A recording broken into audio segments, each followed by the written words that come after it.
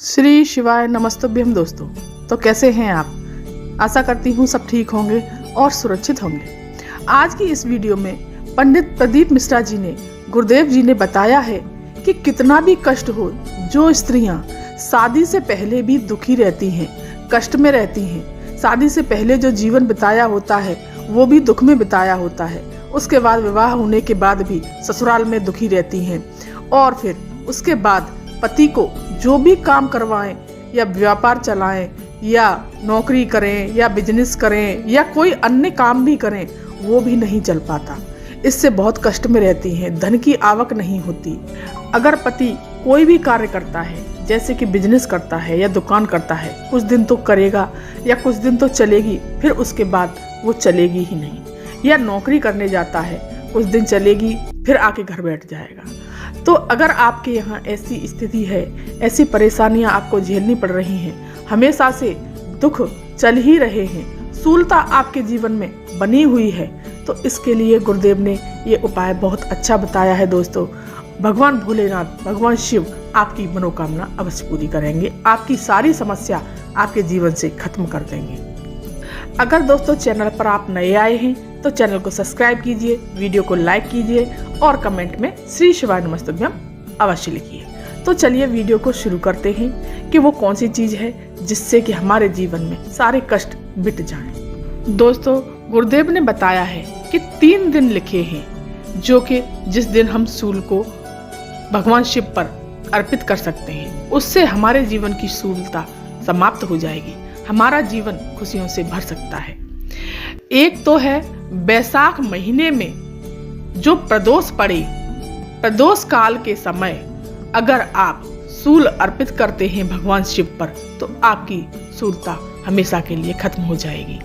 वो कैसे करना है आपको, वो मैं अभी आपको बताती हूँ। जो कि आप अपनी जिंदगी से बहुत परेशान हो गए हों, बहुत कष्ट झेलने पड़ रहे हों, अपनी जिंदगी से तंग आ गए हों, हर तरह से निराशा हो गई हो, तो आप इस वीडियो को अवश्य पूरा सुनें और इस उपाय को अवश्य अच्छी तरह से सही ढंग से करें। ये उपाय स्कंद पुराण से लिया गया है। गुरुदेव ने बताया कि स्कंद पुराण में इसका विवरण किया गया है।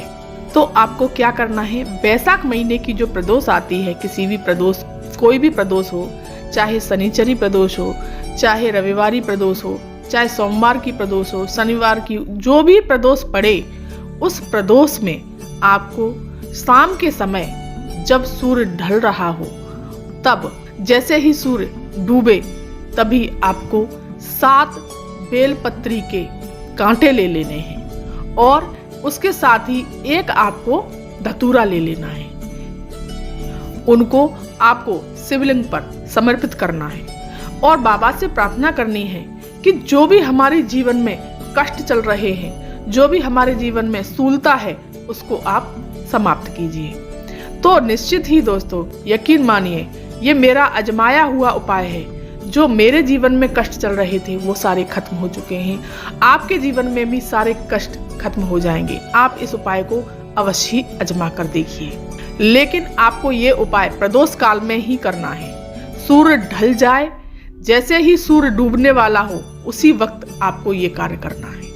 फिर आप इसके बाद जिस भी व्यापार में काम करें या जिस नौकरी में काम करें या फिर आप जो भी कोई काम करें, आपके पति वो हमेशा सक्सेसफुल होंगे और उनकी उन्नति होती चली जाएगी, कभी वो नीचे की तरफ नहीं आएंगे, उनके जीवन से स्थूलता समाप्त हो जाएगी। लेकिन दोस्तों, आप दिल से कीजिएगा। दिल से किया गया कोई भी उपाय दोस्तों खाली नहीं जाता। आप अवश्य इस उपाय को कीजिए, आपको जीवन में आपको अवश्य ही इसका लाभ प्राप्त होगा।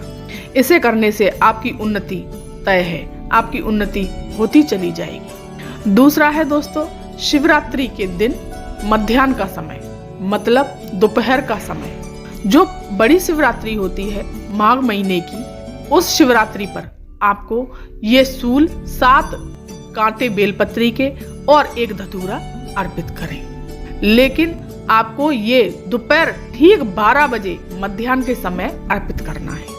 चाहे शिवरात्रि किसी भी दिन पड़ रही हो, सोमवार को पड़ रही हो, मंगल को पड़ रही हो, बुध को पड़ रही हो, बृहस्पति, शुक्र, रविवार को, कभी भी पड़ रही हो, आप इस उपाय को इस उपाय को कर सकते हैं। शिवरात्रि पर जो ये कांटे चढ़ाए जाते हैं, ये वाले कांटे हैं जो शिवरात्रि के दोपहर 12 बजे वाले कांटे हैं। इनको अगर कोई मदिरा पीता हो, शराब पीता हो, या किसी व्यसन में डूबा हुआ हो, या वेश्यावृत्ति करता हो, या अपने मार्ग से भटक गया हो, उसके लिए भी ये कांटे अर्पित किए जाते हैं। उसके लिए भी ये कांटे बहुत काम आते हैं। अब जानते हैं भगवान शिव पर तीसरा सूल कब और कहाँ अर्पित किया जाता है। सावन के महीने में जो भी दूसरा सोमवार पड़ जाए, दूसरा सोमवार पड़ता है, उस दिन ये सूल अर्पित किए जाते हैं। लेकिन ये किस समय अर्पित किए जाते हैं?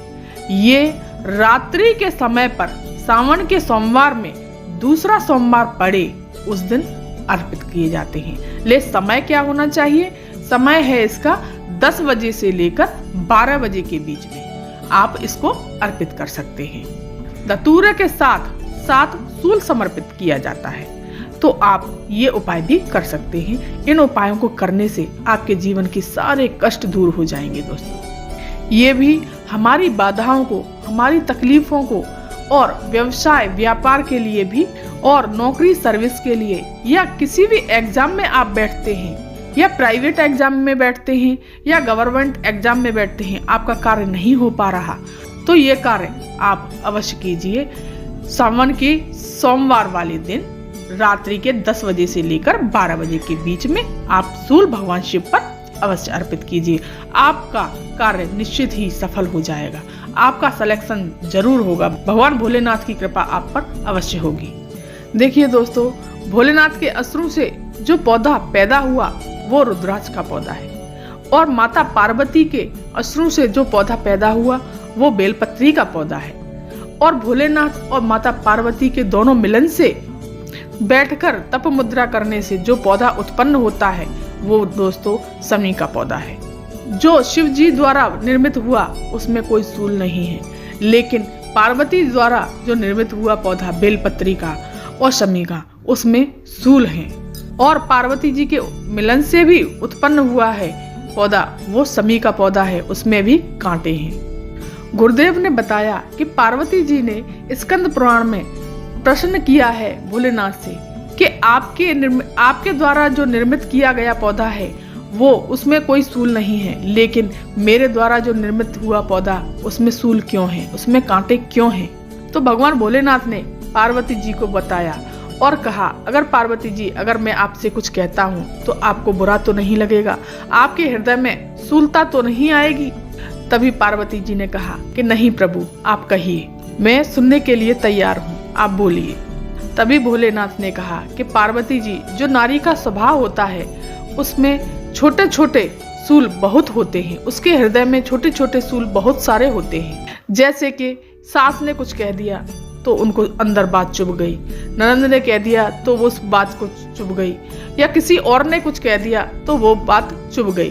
तो ये सूलता नारी के अंदर होती ही होती है। जेठानी ने ये कह दिया, देवरानी ने ये कह दिया, तो पार्वती जी, ये नारी के अंदर ये सूलता रहती ही रहती है। तो दोस्तों, ये वीडियो आपको कैसी लगी? अगर अच्छी लगी हो तो लाइक कीजिए, शेयर कीजिए और सब्सक्राइब कीजिए, और कमेंट में श्री शिवाय नमस्तुभ्यम अवश्य लिखिए। धन्यवाद।